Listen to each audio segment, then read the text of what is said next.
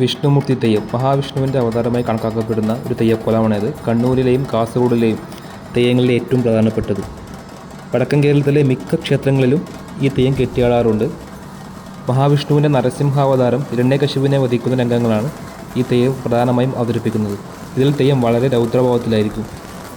ചുവപ്പും കറുപ്പും കലർന്ന ഭംഗിയുള്ള മുഖത്തെഴുത്തും വലിയ കിരീടവും നീണ്ട നഖങ്ങളും മാർപ്പാവുമൊക്കെ ഈ തെയ്യത്തിൻ്റെ പ്രത്യേകതകളാണ്.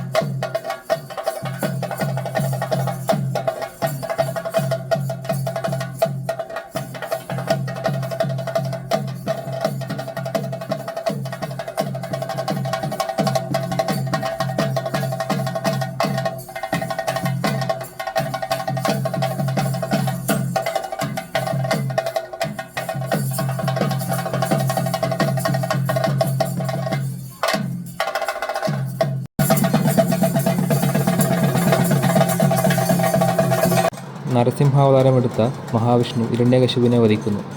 അതിന് ചുറ്റുമിടുന്ന കുട്ടികൾ ആർപ്പ് വിളിക്കുന്നു. ഈ ആർപ്പുവിളികൾ തെയ്യത്തിൻ്റെ മാറ്റുകൂട്ടുന്ന പ്രധാന ഘടകമാണ്.